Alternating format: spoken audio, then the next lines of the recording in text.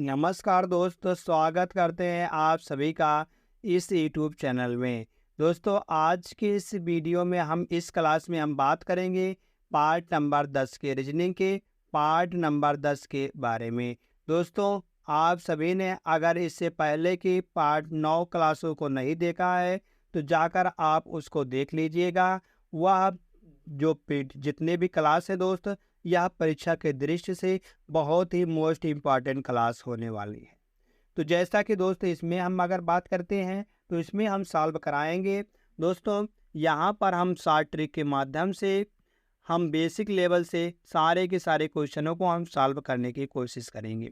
जैसे इसमें दिया गया पहला क्वेश्चन, वह दिया गया है प्रयुक्त बेन आरेख का चयन करें। प्रयुक्त बेन आरेख का चयन, जैसे उभयचर है, कछुआ है और मगरमच्छ है, तो इसमें कौन सा बेन आरेख सही होगा? इसको आपको दोस्तों 4 विकल्प दिए गए हैं। चारों बेन आरेखों में से कौन सा बेन आरेख सही होगा उसको हम इस प्रश्न में हम देखेंगे। जैसे दिया गया है क्वेश्चन नंबर 7 दोस्त, यह दिया गया है निम्न चित्र का सही दर्पण प्रतिबिंब चुनें। तो दोस्त हमको इसका चित्र का हमको दर्पण प्रतिबिंब बताना है कि कौन सा इसका दर्पण प्रतिबिंब सही जवाब निकल के आ जाएगा। तो इसमें भी दोस्त 4 विकल्प दिए गए हैं, चारों विकल्पों में से कौन सा सही जवाब होगा। आगे देखते हैं दोस्त, क्वेश्चन नंबर 10 है। इससे आप पूछा गया दोस्त श्रृंखला का प्रश्न है, सीरीज का। तो इसमें पूछा गया है कि इसमें भी 4 विकल्प दिए गए, क्वेश्चन मार्क के स्थान पर क्या निकल के आने वाला है। 4 विकल्प दिए गए, चारों में से कौन सा विकल्प सही होगा। तो दोस्त देखने के लिए चलते हैं, यहाँ से हम इस वीडियो में आपको बना रहना पड़ेगा। चलते हैं दोस्तों यहाँ से पहले प्रश्न पर।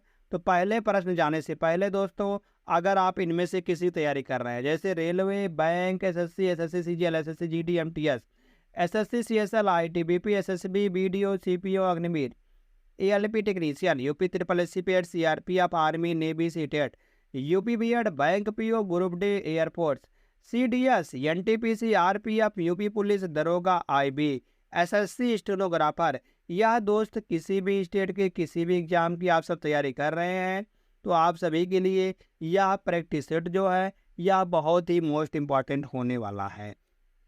दोस्त, हम इसमें करेंगे आज दोस्त देखेंगे कि जो जितने भी प्रश्न हैं हम इसमें लेकर आए हुए हैं, इन सभी का प्रीवियस ईयर का क्वेश्चन ही है। तो दोस्त आप इसको ध्यान से जरूर देखना, क्योंकि सारे के सारे जो प्रश्न हैं यह परीक्षाओं में दोहराए गए प्रश्न हैं जो बार बार पूछे जाते हैं। आज हम जो लेकर आए हुए हैं प्रैक्टिस सेट, यह प्रैक्टिस सेट सारे का प्रीवियस ईयर का क्वेश्चन लेकर आए हुए हैं। चलते दोस्तों देखते हैं यहाँ से पहले प्रश्न पर। जो पहला प्रश्न दिया गया है, पूछा गया निम्न में से निम्न के लिए सर्वाधिक उपयुक्त बेन आरेख चुनें। तो सबसे उपयुक्त जो होगा बेन आरेख उसी को हमको चुनना है। जैसे उभयचर, कछुआ और मगरमच्छ। उभयचर, कछुआ और मगरमच्छ जो दोस्त होते हैं, मगर हम अगर उभयचर की बात करते हैं तो उभयचर कछुआ भी होता है और उभयचर मगरमच्छ भी होता है। उभयचर उसे कहते हैं जो जल और पानी दोनों में रह सकता है, जल और पानी दोनों में रह सकता है। तो कछुआ भी दोनों जगह रह सकता है और मगरमच्छ भी दोनों जगह रह सकता है। तो मगर अगर कछुआ और मगरमच्छ की देखेंगे तो ये इनमें दोनों में कुछ भी कॉमन नहीं होगा। तो यह आकृति किस प्रकार से बनेगी? हम कहेंगे यह तो हो जाएगी यहाँ से उभयचर की, जो बड़ी वाली है यह हो जाएगी उभयचर की, और इसके अंदर में क्या आएगा? कछुआ या हो जाएगा और यह मगरमच्छ हो जाएगा। इन दोनों में कुछ भी कॉमन नहीं है, तो यहाँ से यह कछुआ हो जाएगा और यह मगरमच्छ हो जाएगा। तो इस प्रकार की आकृति यहाँ पर बनेगी। तो ऐसी आकृति, ऐसी वेन डायग्राम की आकृति कहाँ पर बनी हुई है? तो हम कहेंगे यह विकल्प नंबर डी में बनी हुई है। दोस्त, इसका विकल्प नंबर डी जो हो जाएगा बिल्कुल सही जवाब निकल के आ जाएगा। विकल्प नंबर डी बिल्कुल सही जवाब आ जाएगा। दोस्त, यहाँ से चलते हैं हम अगले प्रश्न पर, जो कि अगला प्रश्न दिया गया है। क्वेश्चन नंबर 2 है कि बताना है सही आकृति का चुनाव कीजिए जो रिक्त स्थान के लिए उपयुक्त उचित रूप से सही है, उचित रूप से सही होने वाला है। दोस्त, यह बहुत ही मोस्ट इम्पॉर्टेंट क्वेश्चन है। आप इसको किस तरीके से सॉल्व करेंगे? चलिए दोस्तों हम इसको सॉल्व करते हैं। अगर दोस्त देखेंगे हम तो यहाँ पर वर्ग है और इस जगह पर सर्किल है और यहाँ पर त्रिभुज दिया गया है, त्रिभुज दिया गया है। तो देखते हैं दोस्त, यहाँ से जो वर्ग है, वर्ग में ऐसे तिर्यक मतलब क्रॉस लाइन किया गया है, तो वृत्त में भी क्रॉस लाइन किया गया है। तो यहाँ से देखेंगे त्रिभुज में भी क्रॉस लाइन, मतलब जो क्रॉस लाइन है वह सब में बराबर ही है। अगर देखते हैं यहाँ से हम सर्किल, पहले अब की बार क्या आ रहा है, सर्किल आ रहा है, तो सर्किल में देखेंगे 2 लाइन इस तरीके से काट रही है। तो ऐसे ही दोस्त एक क्षैतिज जा रही है, एक ऊर्ध्वाधर जा रही है, तो ऐसे ही त्रिभुज में जा रहा है। ऐसे ही दोस्त देखेंगे हम वर्ग में भी जा रहा है, वर्ग में भी जा रहा है। अब की बार देखेंगे दोस्त जो है पहले नंबर पर, दूसरे नंबर पर और पहले नंबर पर आ रहा है। मतलब कि जो त्रिभुज है, त्रिभुज यहाँ पर दिया गया और एक लाइन इस प्रकार से खड़ी काट दिया गया है। तो इसमें भी दोस्त वर्ग में भी देखेंगे एक प्रकार से खड़ी काट दिया गया है। अब की बार क्या आएगा दोस्त, यहाँ पर हम कहेंगे त्रिभुज आ गया, वर्ग आ गया, तो क्या आएगा, अब की बार यहाँ से सर्किल निकल के आएगा। और कैसी लाइन रहेगी, ऊपर से ऐसे ही काट देंगे इसको हम। तो यह किस में दिया गया है, हम कहेंगे ना या इसमें दिया गया है, ना इसमें दिया गया है, और ना ही इसमें दिया गया है। तो यह विकल्प नंबर सी में दिया गया। तो दोस्त इसका सही जवाब क्या आ जाएगा, विकल्प नंबर सी बिल्कुल सही जवाब निकल के आ जाएगा। तो जैसे ही दोस्त विकल्प नंबर सी बिल्कुल सही जवाब आता है, यहाँ से हम चलेंगे अगले क्वेश्चन पर। क्वेश्चन नंबर 3 दिया गया है, बताना है उपरोक्त आकृति को इन 4 आकृतियों में से किसी एक आकृति में सन्निहित किया गया है। तो सही रूप जिसमें उपरोक्त रूप सम्मिलित है, तो जिसमें जो यहाँ सम्मिलित होने वाला है उसको हमको बताना है कि दोस्त किस में यह सम्मिलित होने वाला है। अगर यहाँ से दोस्त हम देखेंगे कि पहले वाले विकल्प में, अगर हम यहाँ से देखेंगे दोस्त पहले वाले विकल्प में, तो यहाँ से कुछ इस तरीके से यहाँ पर आ जा रहा है तिरछा, बिल्कुल सही है। यहाँ से हम ऐसे चले जाएंगे, ऐसे चले जाएंगे, फिर यहाँ पर इस तरीके से चलेंगे, बिल्कुल सही है। फिर यहाँ से हम यहाँ से इस तरीके से इधर को मुड़ जाएंगे, यहाँ पर दिया गया मुड़ गए हैं। फिर यहाँ से हम नीचे आएंगे, बिल्कुल सही है। फिर इधर हम चले जाएंगे, यह बिल्कुल सही होने वाला है। तो यह किस में दिया गया, सेम टू सेम, हम कहेंगे यह तो विकल्प नंबर ए में ही मिल गया है हमको, विकल्प नंबर ए में ही मिल गया है। अगर हम देखते हैं बी में कहा दोस्त, यहाँ से तिरछी लाइन कहाँ जा रही है इस प्रकार से, तो यह तो गलत हो जाएगा। अगर सी में हम देखते हैं तो सी में यहाँ पर जा रही है इस प्रकार से, इस प्रकार से जा रही है, और यहाँ पर भी इस प्रकार से आ रही है।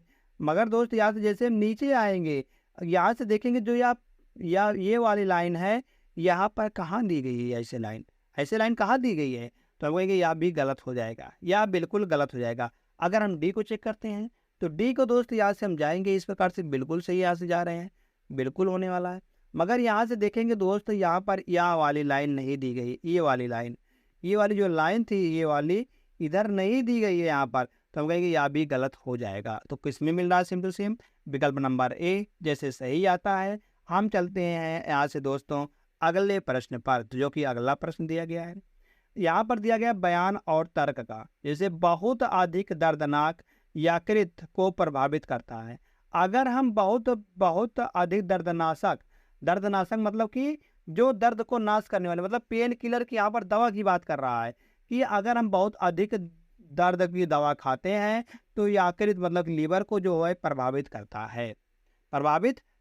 है। तो यहाँ से देखते हैं तर्क, हाँ सभी छोटे दर्दों के लिए हमें दर्दनाशक से दूर रहना चाहिए, बिल्कुल सही है दोस्तों। यह जो तर्क फर्स्ट दिया गया है, हाँ सभी छोटे दर्दों के लिए हमें दर्दनाशक से दूर रहना चाहिए, तो यह विकल्प नंबर जो फर्स्ट है बिल्कुल सही दिख रहा है, यह बिल्कुल सही हो जाएगा। अगर देखते हैं सेकंड क्या कह रहा है, नहीं जब हमें टैबलेट को निगलने में से आराम मिलता है तो दर्द क्यों सहन करें। भाई जब हमको टैबलेट को निगलने से आराम मिल रहा है तो दर्द क्यों सहें, तो यह तो बिल्कुल गलत है, क्योंकि आज बहुत अधिक दर्दनाशक, अगर हम अधिक ज़्यादा हम थोड़ा भी दर्द होने लगा तुरंत दर्दनाशक खाएंगे, तो या तो कोई बात नहीं हुई, तो यह आखिर हमारा इससे लीवर जो होगा खराब हो जाएगा। तो हम कहेंगे यह बिल्कुल गलत होने वाला है। तो कौन सा तर्क आकर इसमें देखते हैं मौजूद है, तो वह तर्क नंबर फर्स्ट मौजूद है। तो हम कहेंगे केवल तर्क फर्स्ट मजबूत है, विकल्प नंबर फर्स्ट में दिया गया है, विकल्प नंबर फर्स्ट बिल्कुल सही जवाब निकल के आ जाएगा दोस्त। यहाँ से हम चलते हैं अब अगले क्वेश्चन पर। क्वेश्चन नंबर 5 दिया गया है, यदि दिया प्रश्न और कथन, राजेश विजय के साथ किस तरह संबंधित है। राजेश जो है वह विजय के साथ किस तरह से संबंधित है। देखते हैं सेकंड जो है कथन क्या दिया गया है। कथन दिया गया राजेश विजय की सासू माँ का इकलौता बेटा है, सासू माँ का इकलौता बेटा है। तो सेकंड दिया गया बीड़ा राजेश की इकलौती बहन है, बीड़ा जो है वह राजेश की इकलौती बहन है। तो यहाँ से पूछा गया संबंधित किस प्रकार से है, तो देखेंगे राजेश विजय की सासू माँ, विजय की सासू माँ का इकलौता बेटा है। राजेश जो है वह विजय विजय की सासू माँ, विजय की सासू माँ, अगर हम देखेंगे यहाँ विजय है तो विजय की सास यहाँ पर आ जाएगी। और माँ का इकलौता बेटा, इसका इकलौता बेटा है, इसका इकलौता बेटा कौन है? वह राजेश है। राजेश यहाँ पर आ जाएगा, बेटा है, इसका बेटा है, तो यहाँ से निकल के आने वाला बेटा है इसका। तो कहा गया बीड़ा राजेश की इकलौती बहन है। बीड़ा जो है वह राजेश की इकलौती बहन है। तो यहाँ से देखेंगे हम कि यह इसका विजय का क्या होने वाला? साला होने वाला है। विजय का कौन होने वाला? राजेश, हम कहेंगे साला होने वाला है। तो देखेंगे कि कौन सा यहाँ पर आंकड़ा एक या तो सेकंड अकेला पर्याप्त है। बीड़ा राजेश की इकलौती बहन है। राजेश विजय के साथ किस प्रकार से संबंधित है? यहाँ पर राजेश और विजय का संबंध पूछा गया है। राजेश और विजय का संबंध पूछा गया है, जो कि संबंध हमको मिल रहा है कथन नंबर फर्स्ट से। कथन नंबर फर्स्ट मतलब पहले कथन से हमको मिल रहा है, या इसका साला दिखा रहा है। मगर अगर सेकंड को देखते हैं, सेकंड की क्या जरूरत है भाई? जब हमको फर्स्ट से ही मिल गया है तो हमको सेकंड की क्या जरूरत है? यहाँ पर दिया गया बीड़ा राजेश की इकलौती बहन है। तो इससे हमको क्या मतलब है? जब हमको फर्स्ट वाले से मिल गया है कि यह इसका साला होने वाला है, तो हमको सेकंड वाले को क्या जरूरत है? तो हम कहेंगे यहाँ पर सिर्फ आंकड़ा फर्स्ट ही पर्याप्त है। तो विकल्प नंबर फर्स्ट बिल्कुल, सेकंड बिल्कुल सही जवाब हो जाएगा। मतलब कि केवल आंकड़ा फर्स्ट ही पर्याप्त है भाई। तो यहाँ से हम सेकंड वाले की क्या जरूरत ले? तो सेकंड जैसे सही होगा। तुरंत चलते हैं यहाँ से क्वेश्चन नंबर 6 पर। तो दिया गया है वर्तमान में बैटिन की आयु 18 वर्ष है, जबकि उसके चचेरे भाई की आयु 7 वर्ष है। कितने वर्षों में बैटिन की आयु उसके चचेरे भाई से 1.5 गुना हो जाएगी? दोस्तों यह प्रश्न वेरी वेरी मोस्ट इंपॉर्टेंट प्रश्न है। यह प्रश्न इसमें भी इंपॉर्टेंट है और साथ यह गणित में भी पूछा जा सकने वाला प्रश्न है। यह गणित में आयु संबंधित प्रश्न पूछा जाता है, इसलिए दोस्त यह मोस्ट इंपॉर्टेंट है। जो कि रीजनिंग है, रीजनिंग मोस्ट इंपॉर्टेंट प्रश्न होने वाला है। यहाँ पे वर्तमान में बैटिन की आयु 18 वर्ष है। वर्तमान में जो दिया गया है, अगर हम बैटिन की आयु देखते हैं तो यह बैटिन है, इसकी आयु जो है 18 वर्ष है, जबकि उसके चचेरे भाई की आयु, उसके भाई की आयु 7 वर्ष है, अधिक है। कितने 7 वर्ष है? कितने वर्षों में? चचेरे भाई की आयु 7 वर्ष है, कितने वर्षों में बैटिन की आयु उसके चचेरे भाई से 1.5 गुना हो जाएगी? 1.5 गुना हो जाएगी। अगर आज हम देखते हैं तो इसकी आयु जो थी वहाँ पर 18 वर्ष थी और उसके चचेरे भाई की आयु 7 वर्ष है। तो यहाँ से हम देखेंगे कि कितने वर्ष बाद, यहाँ से हम 18 प्लस x कर देंगे, हम कहेंगे x वर्ष बाद, और यहाँ पर भी 18 प्लस x कर देंगे, मतलब 7 प्लस x कर देंगे। तो कहा गया चचेरा भाई से 1.5 गुना हो जाएगी। अगर 1.5 गुना की बात करते हैं, मतलब कि यहाँ से 3/2 होता है, तो यहाँ से गुणे 3/2 हो जाएगा। तो इसके बराबर तो होगा या इसके बराबर तो हो जाएगा। तो यहाँ से हम करेंगे 2 का गुणा इधर कर देंगे, तो 18 दूना 36 आएगा, प्लस का 2x आएगा, बराबर 7x, सॉरी 7 त्रिक, यहाँ पर गुणा कर लेंगे हम, तो 7 त्रिक 21 और प्लस 3x। तो यहाँ से देखेंगे हम, जब 21 को हम उधर लेकर जाएंगे और 2x को उधर लेकर, 2x को जब इधर लेकर जाएंगे और 21 को हम इधर लेकर जाएंगे, तो यहाँ से देखेंगे 21 में से जब 36 में से 21 चला जाएगा तो कितना बचेगा दोस्त? यहाँ से 6 में से 1 जाएगा, 5 बचेगा, और 3 में से 2 जाएगा तो 1 बचेगा, 15 हो जाएगा, या x बराबर निकल के आ जाएगा।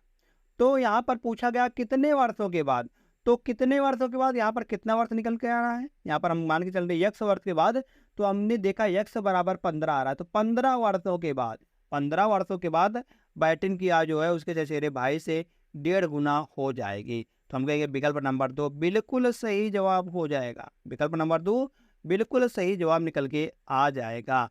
दोस्त जैसे विकल्प नंबर 2 सही आता है, हम यहाँ से चलते हैं क्वेश्चन नंबर 7 पर।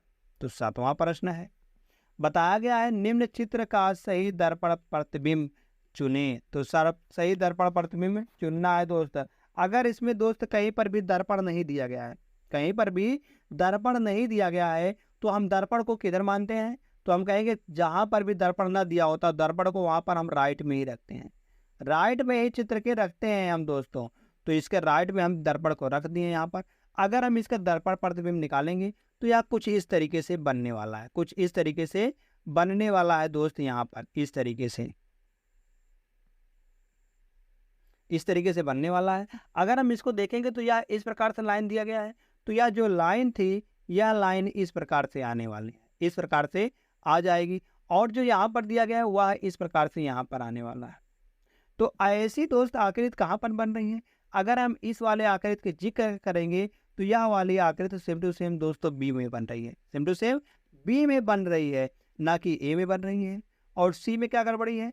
सी में जो गड़बड़ी है दोस्तों, या जो लाइन है, लाइन इधर कर दिया गया, अगर यहाँ पर लाइन या भी गलती है, सेम टू सेम उसी की तरह दे दिया, जो प्रश्न आकृति था उसी की तरह उत्तर आकृति भी दे दिया गया है। अगर डी वाले में देखते हैं दोस्तों, तो डी वाले में दोस्तों यहाँ भी सेम था, मगर यहाँ पर जो लाइन है, ये वाली लाइन, यहाँ पर लाइन अगर यहाँ से होती और ये वाली लाइन हटा दिया तो हम कहते हैं डी वाला भी सही हो जाता, मगर यार डी वाला गलत हो जाएगा। तो कौन सा विकल्प सही है? विकल्प नंबर बी। जैसे दोस्त विकल्प नंबर बी सही होता है, यहाँ से चलते हैं तुरंत हम अगले प्रश्न पर। दोस्त जो इसका अगला प्रश्न दिया गया है वह बताया गया है, यदि कंपास पर पूर्व उत्तर पूर्व, मतलब कि पूर्व जो है कंपास पर पूर्व को उत्तर पूर्व हो जाता है, मतलब पूर्व का कहा गया है इस प्रकार से। यहाँ पर अगर हम दिशा लिखते हैं तो दिशा सबसे पहले ऊपर होता है उत्तर, और इधर उधर दोस्तों पूर्व, और इधर बात करते हैं नीचे दक्षिण होता है, और इस साइड बात करते हैं पश्चिम होता है। तो कहा गया है पूर्व को क्या लिखा जाता है? पूर्व उत्तर। यह दोस्तों यह दिशा होती है, मतलब अगर हम इस प्रकार से बात करते हैं, एक और खंड करते हैं, तो यह दिशा उत्तर पूर्व होती है, और यह दिशा होती है उत्तर पश्चिम, और यह दिशा होती है दोस्तों दक्षिण पश्चिम, और यह दिशा होती है दोस्तों दक्षिण पूर्व। बताया गया है कि कहा गया है कि पूरब को उत्तर पूरब लिखा जाता है, मतलब कि 90, मतलब हम कहेंगे 45 डिग्री जो है उसको वह एंटी क्लॉकवाइज घुमाया गया है, 45 डिग्री एंटी क्लॉकवाइज घुमाया गया है। तो बताया गया पश्चिम को क्या बन जाएगा? तो पश्चिम क्या बन जाएगा? पश्चिम यहाँ पर है दोस्तों, अगर हम इसको एंटी क्लॉकवाइज 45 डिग्री घुमाएंगे तो यह यहाँ पर आएगा, तो हम कहेंगे वह दक्षिण पश्चिम बन जाएगा। क्या बन जाएगा? दक्षिण पश्चिम। विकल्प नंबर 4 बिल्कुल सही जवाब हो जाएगा। दोस्तों यहाँ पर छोटा सा एक लॉजिक था जो हमने यहाँ पर समझा दिया है, तो बिल्कुल सही हो जाएगा। क्या? दक्षिण पश्चिम, बिल्कुल इसका सही जवाब निकल के आ जाएगा। चलते हैं दोस्त यहाँ से हम अगले प्रश्न पर। अगला प्रश्न क्या दिया गया है? जैसे बताया गया है, उपरोक्त चित्र श्रृंखला में प्रश्न चिन्ह की जगह पर निम्न में से कौन सी आकृति निकल के आ जाएगी? कौन सी आकृति निकल के आ जाएगी, इसको दोस्तों हमको ढूंढ के बताना है, ढूंढ के बताना है। अगर हम फर्स्ट वाले में से देखेंगे सेकंड वाले में, तो क्या यहाँ पर क्या आ रहा है? अगर हम देखेंगे यहाँ से जो गोला है दोस्तों, यहाँ पर जो वर्ग था, वर्ग तो एक बार दिया गया है, मगर इस वाली आकृति में देखेंगे वर्ग 3 बार दे दिया गया है, और गोला यहाँ पर 3 बार दिया गया था, तो गोला 1 बार दिया गया।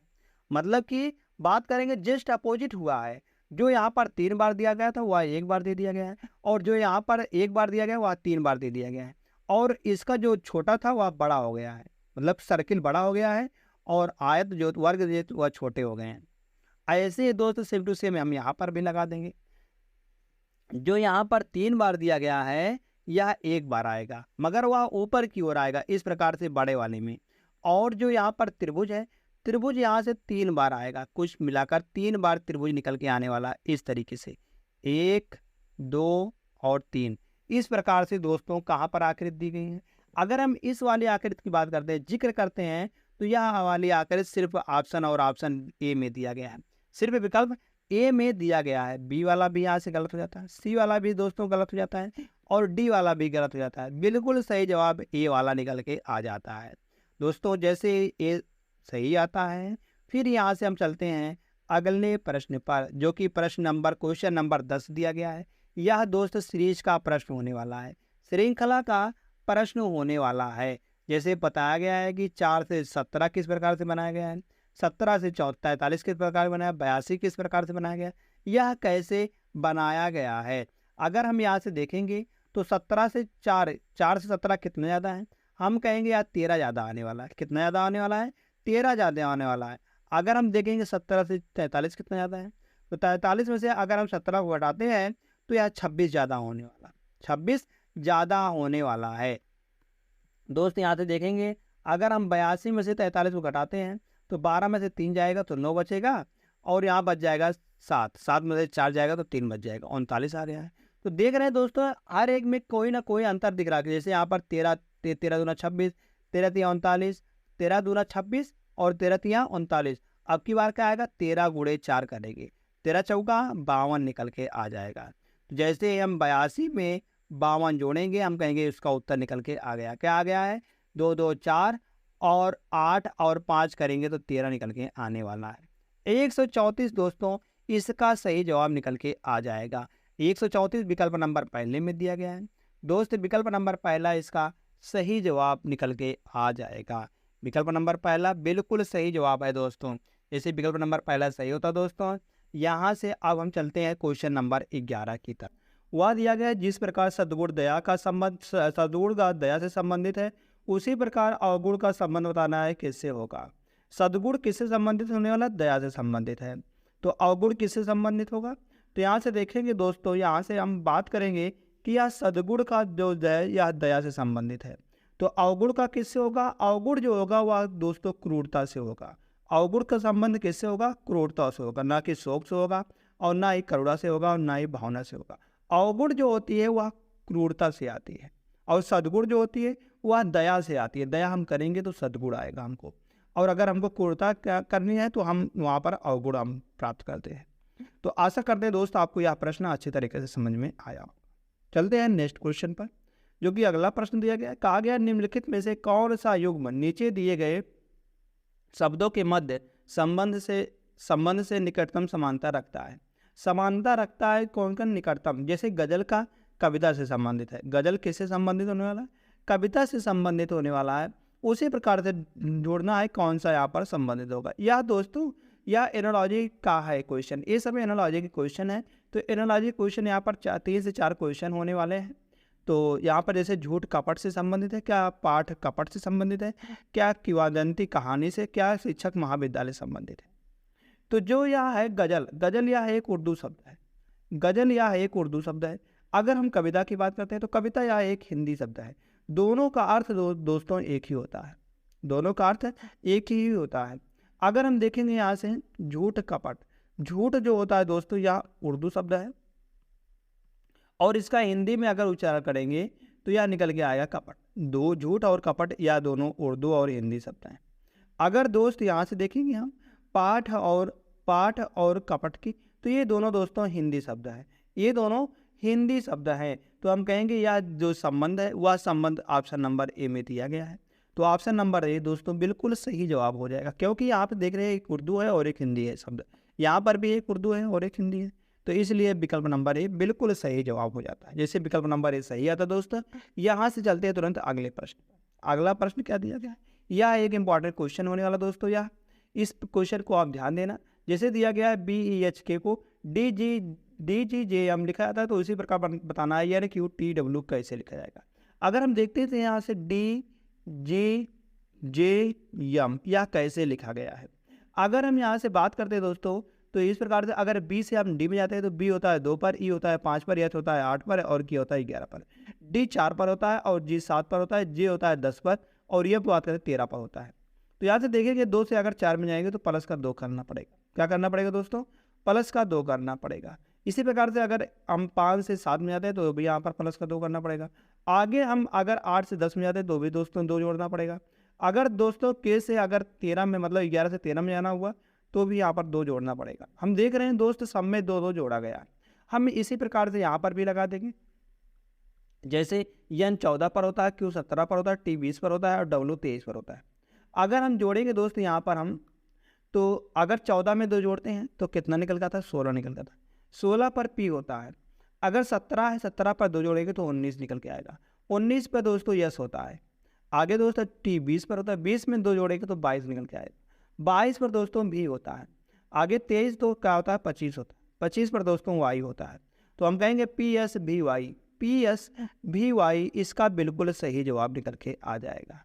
तो PSVY यह दोस्तों किस में दिया गया है? हम कहेंगे यह विकल्प नंबर C में दिया गया। तो विकल्प नंबर C दोस्त इसका बिल्कुल सही जवाब हो जाएगा। हम एक दोस्तों प्रश्न को मतलब हम एक इम्पॉर्टेंट मतलब कि यह बहुत ही इंपॉर्टेंट क्वेश्चन था, हम इसको दोस्त हम एक शॉर्ट ट्रिक के माध्यम से इसको समझाते हैं। चलते दोस्त यहाँ से हम अगले प्रश्न पर। हम अगला प्रश्न क्या है? उस विकल्प को चुने जो तीसरे पद से उसी प्रकार संबंधित है जिस प्रकार दूसरा पद पहले पद से संबंधित है। बताना है कि पहले पद से दूसरा पद जिस प्रकार संबंधित, जैसे कुल्हाड़ी जो है यह लकड़हारा का हथियार होता है। कुल्हाड़ी जो होता है यह लकड़हारा का हथियार होता है। अगर हम बात करते हैं सुई, सुई किसका हथियार होता है? तो सुई किसका हथियार होता है? अगर हम देखते हैं क्या सुई कसाई का होता है? नहीं, कसाई का नहीं होता है। क्या बढ़ाई का होता है? नहीं, बढ़ाई का नहीं होता है। अगर बात करते हैं दर्जी, क्या साज पेंटर? नहीं, पेंटर का नहीं होता है। यह होता है दोस्तों दर्जी का।